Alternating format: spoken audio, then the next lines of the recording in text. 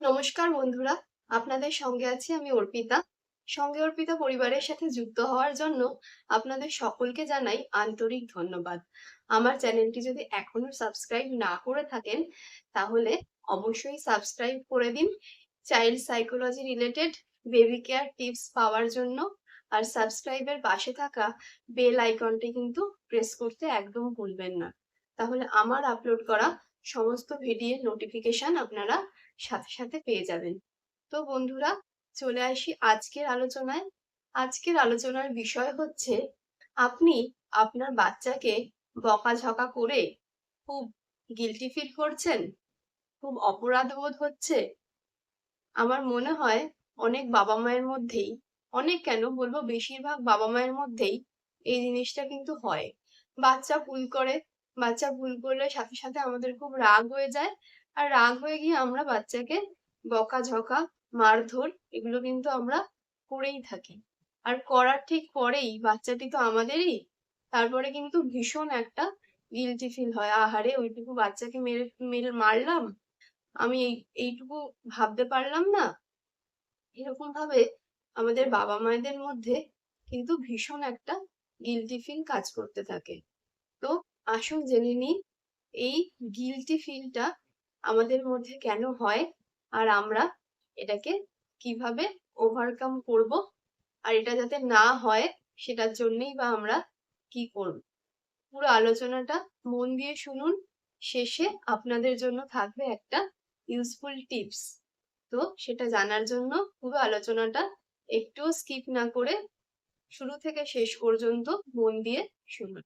আপনার শিশু প্রচন্ড দুরন্ত, তার জন্য সে সারাদিন ধরে খুব দুষ্টুমি করে, আর একটা সময় গিয়ে আপনার ধৈর্যের বাঁধ ভেঙে যায়। আপনি তখন আপনার সন্তানকে বকাঝকা করেন অথবা মারধর করেন। এটাই তো স্বাভাবিক, তাই না বন্ধুরা? আপনার রাগ হয় আর আপনি আপনার সন্তানকে বকাঝকা করেন। কিন্তু এই স্বাভাবিক ঘটনাটাই যখন হাতের বাইরে বেরিয়ে যায়, মানে আপনার রাগটা যখন কন্ট্রোলের বাইরে বেরিয়ে যায়, তখন কি হয়?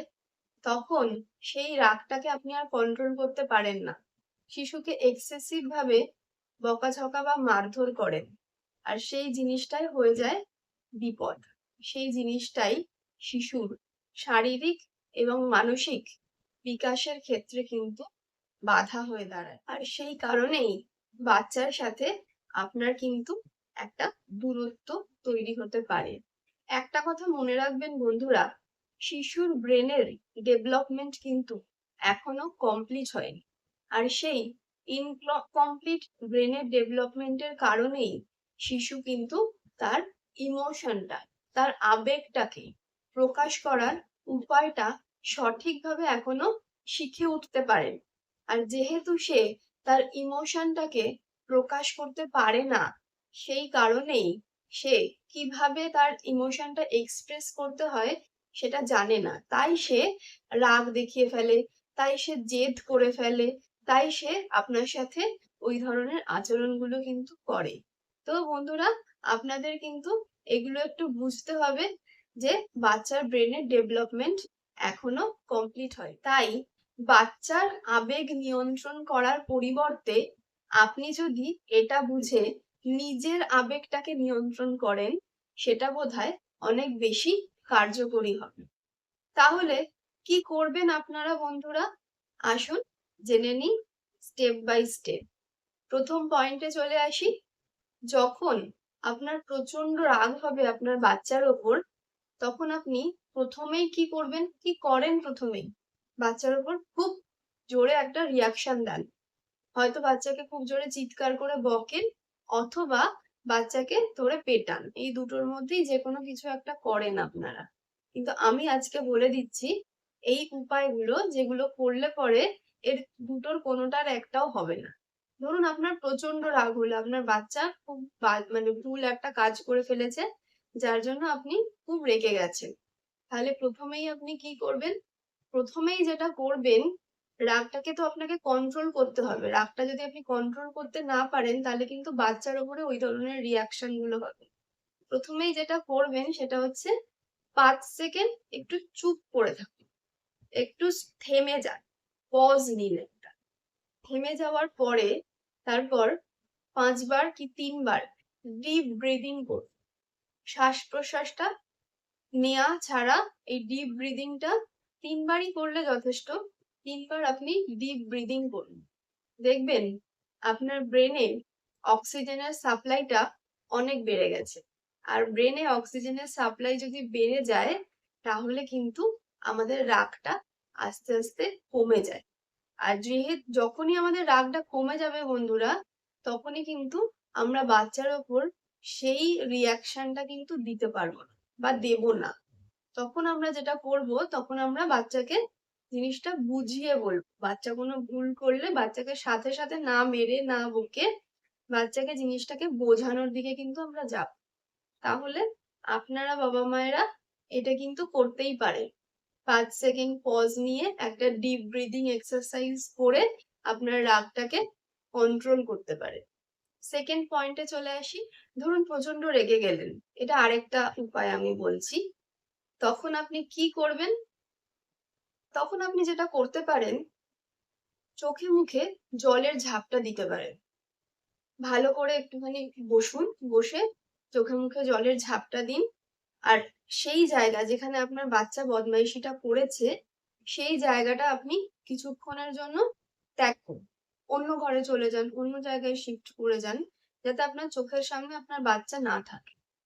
একটু শান্তভাবে আপনি বসুন। তাহলে দেখবেন ০.৫ ঘন্টা মতো আপনি যদি এইভাবে বসেন চোখে মুখে জলের ঝাপটা দিয়ে বাচ্চাকে সামনে না রেখে, তাহলে দেখবেন আপনার যে সেই রাগটা হচ্ছিল, যে মনে হচ্ছিল বাচ্চাকে এক্ষুনি খুব জোরে মারবো, খুব পেটাবো, খুব বকবো, সেই জিনিসটা থেকে কিন্তু আপনি বেরিয়ে আসতে পারবেন। তখন আপনি ভাবতে পারবেন যে বাচ্চাটা কেন এরকম বদমাইশিটা করলো, কেন এই ধরনের আচরণটা করলো, সেই জিনিসটা ভাবার ক্ষমতাটা তখন আপনার মধ্যে কিন্তু আসবে। নেক্সট পয়েন্টে চলে আসি। আপনারা বন্ধুরা আপনাদের যখন বাচ্চার উপরে রেগে যাচ্ছেন, যখন রাগটা ঠান্ডা হয়ে যাচ্ছে, তারপরে একটু ঠান্ডা মাথায় ভাবুন তো যে আপনি সেই সময় বাচ্চা শুধু দুষ্টুমি করেছে বলেই বাচ্চার উপর অত রেগে গেলেন, নাকি এর পেছনে ব্যাকগ্রাউন্ডে অন্য কোনো কারণ ছিল? এই কারণগুলো আপনার মধ্যে ছিল না তো? যে আপনার সাথে কেউ খারাপ ব্যবহার করেছে, তার রাগটা আপনি বাচ্চার উপর ঝাড়লেন, অথবা আপনার আজকে অফিসে ভীষণ চাপ গেছে, মানসিক ভীষণ একটা স্ট্রেস ছিল, সেই মেন্টাল স্ট্রেস থেকে বাচ্চাটা সামান্য দুষ্টুমি করেছে বলে আপনি বাচ্চাটার উপরে চেঁচামেচি করলেন বা মারলেন, অথবা আপনার খুব খিদে পেয়েছে বা আপনি খুব টায়ার্ড ছিলেন। এই কারণগুলো এর পেছনে ছিল না তো? এরকম অনেক কারণ কিন্তু বন্ধুরা আমাদের বাবা মায়েদের মধ্যে কিন্তু চলতে থাকে ব্যাকগ্রাউন্ডে, যার এক্সপ্রেশন, যার বহিঃপ্রকাশ হচ্ছে বাচ্চার ওপরে চেঁচামেচি করা, বাচ্চাকে মারধর করা। বাচ্চা তো আর বোঝে না, তাকে তার ফলটা ভুগতে হয়। তো আপনারা বন্ধুরা যদি আপনাদের রাগের কারণটা বুঝতে পেরে যান যে হ্যাঁ এরকম সিচুয়েশন ছিল, আমি প্রচন্ড মেন্টালি টায়ার্ড ছিলাম, আমি আর পারছিলাম না, বা আমি খুব অসুস্থ ছিলাম, আমি আর পারছিলাম না বাচ্চার এই ট্যান্ট্রাম গুলো সহ্য করতে, তাই জন্য আমি ওকে মেরেছি বা বকেছি, তাহলে কিন্তু পরবর্তীকালে যখন আপনার এই ধরনের কন্ডিশন চলবে, তখন আপনি সেই সিচুয়েশনটা কিন্তু অন্যান্য সদস্যদের দিয়ে হ্যান্ডেল করাতে পারবেন। তাদেরকে বলতে পারবেন যে, "দেখো আমার বাচ্চাটাকে একটু রাখো। আমার এখন একদম ভালো লাগছে না। আমি একটু পরে এসে ওকে সামলাচ্ছি।" এইভাবে আপনি বলে সেই সিচুয়েশনটাকে কিন্তু কাটাতে পারবেন। তাহলে বাচ্চার উপরে আপনার যে রাগটা, আপনার যে সিচুয়েশনটা বাচ্চার উপরে এফেক্ট ফেলছিল, সেটা কিন্তু আর হবে না। নেক্সট পয়েন্টে চলে আসি। অনেক বাবা-মাকেই দেখেছি বাচ্চাকে মারধর তো করে ফেলেন, বাচ্চাকে বকাঝকা তো করে ফেলেন, কিন্তু তারপরেই কিন্তু একটা গিল্টি ফিল হতে শুরু করে। তো বাবা মায়েদের বলবো বাচ্চাকে বকাঝকা করার পর নিজেকে কিন্তু গিল্টি ফিল করবেন না, দোষ দেবেন না নিজেকে। কারণ আপনিও তো মানুষ, আপনাকেও তো সবকিছু বাইরের ঘরের সবকিছু সামলে চলতে হয়। তো আপনারও তো একটা ইমোশনাল মুড সুইং হতেই পারে। সেই কারণের জন্যই হয়তো আপনি আপনার বাচ্চাকে মেরেছেন বা বকেছেন। তাহলে ভালো মা-বাবা হওয়ার দৌড়ে যাওয়ার জন্য নিজের মধ্যে অপরাধ বোধটা কিন্তু একদম আনবেন না। সেটা ঠিক আছে, আপনি আপনার বাচ্চাকে মেরেছেন বা বকেছেন। আপনি চেষ্টা করুন পরবর্তীকালে যাতে এই জিনিসটা রিপিটেশনটা না হয়। নেক্সট পয়েন্টে চলে আসি। আপনারা আরো একটা কাজ করতে পারেন। আমি আগেই বললাম, যখন আপনারা খুব টায়ার্ড থাকবেন বা আপনারা অসুস্থ থাকবেন, সেই সময়টা বাচ্চাকে ও পরিবারের অন্য সদস্যদের হাতে দায়িত্ব দিন। যখন আপনার মনে হচ্ছে যে আপনি আর পারছেন না। আর অথবা এটাও করতে পারেন, প্রতিদিনের মধ্যে কিছুটা সময় মিনিট 15 মতো আপনি আপনার জন্য মি টাইম রাখুন। যেই সময়টা আপনি বাচ্চাকে ছাড়া শুধু নিজের জন্য, নিজের মতো করে আপনি যোগা করতে পারেন, আপনি মেডিটেশন করতে পারেন, আপনি গল্পের বই পড়তে পারেন। মিনিট 15, 20 কি 30 মিনিটস, আপ টু 30 মিনিটস আমি বলব।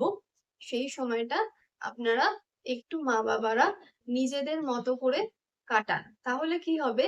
আপনাদের মেন্টাল একটা রিল্যাক্সেশন হবে। আর মেন্টাল রিল্যাক্সেশন যখন হবে আপনাদের, তখন কিন্তু আপনারা ফ্রেশ ভাবে বাচ্চার সাথে আরো মিশতে পারবেন, interact করতে পারবেন। আপনাদের যে মেন্টাল টায়ার্ডনেস টা, সেই জিনিসটা কেটে যাবে আর সেটার এফেক্টও বাচ্চার উপরে পড়বে না। তো এই ট্রিক্সটাও কিন্তু আপনারা বন্ধুরা এপ্লাই করতে পারেন। নেক্সট পয়েন্টে চলে আসি। রাগ করে বাচ্চাকে কিছু বলার আগে একটু পজ নিন। জোরে একটা ডিপ ব্রিথ নিন, শ্বাস নিন জোরে একটা। তারপরে বাচ্চাকে কথাটা বলুন।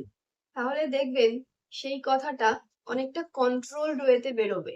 আপনার মধ্যে যে একটা অ্যাগ্রেশন ছিল, সেই অ্যাগ্রেশনটার জন্য আপনি বাচ্চাকে যেই টোনে বা যেই ভয়েসে কথাটা বলতেন, আপনি যদি এই প্রসেসটা ফলো করেন, একটু পজ নিয়ে একটা ডিপ ব্রেথ নিয়ে তারপর বাচ্চাকে কথাটা বলেন, তাহলে কিন্তু আপনার বলার টোনটা বা বলার প্রসেসটা অনেকটা সফট হবে।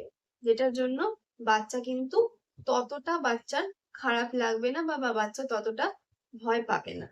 এটাও কিন্তু আপনারা ট্রাই করতে পারেন। তো বন্ধুরা, আমি অনেকগুলো পয়েন্ট নিয়ে আলোচনা করলাম। কিভাবে আপনারা বাবা-মায়েরা বাচ্চার প্রতি আপনাদের রাগটা কন্ট্রোল করবেন। অতিরিক্ত বকাঝকা বাচ্চাকে কিভাবে করা থেকে আপনারা নিজেদেরকে আটকাবেন, সেই বিষয়গুলো নিয়ে আমি আলোচনা করলাম। তো আজকে যে একটা টিপস এর কথা বলেছিলাম, সেই টিপসটা চলুন দেখে নিই। নিজেকে পারফেক্ট মা বানানোর লক্ষ্যে আপনি কিন্তু শুধু বন্ধু ক্লান্তই হবেন। আশপাশের সবার প্রত্যাশা পূরণ করতে গিয়ে আপনি আপনার সন্তানের ওপরেই কিন্তু রাগ করছেন। সেটা কিন্তু করবেন না। সন্তানের জন্য আপনি যেমন আছেন সেটাই তার কাছে কিন্তু দরকার। পারফেক্ট না হয়ে সন্তানের কাছে থাকুন, সন্তানের পাশে থাকুন, সন্তানকে ভালোবাসার প্রকাশ করুন। এটাই কিন্তু আপনার সন্তানের জন্য খুব প্রয়োজনীয়, খুব গুরুত্বপূর্ণ। তো বন্ধুরা, আজকে লাস্ট টাইম টিপস আপনাদের সাথে আমি শেয়ার করে দিলাম। কেমন লাগলো অবশ্যই কিন্তু কমেন্ট করে জানাবেন। আমার এই আলোচনাটা যদি আপনাদের ভালো লেগে থাকে, তাহলে একটা লাইক করে দেবেন আর অন্যান্য বন্ধুদের কাছে শেয়ার করতে কিন্তু ভুলবেন না। আশা করি তারা উপকৃত হবে। আবার দেখা হচ্ছে পরবর্তী এপিসোডে অন্য কোনো বিষয় নিয়ে। সেই পর্যন্ত আপনারা সবাই খুব ভালো থাকুন আর দেখতে থাকুন সঙ্গে অর্পিতা।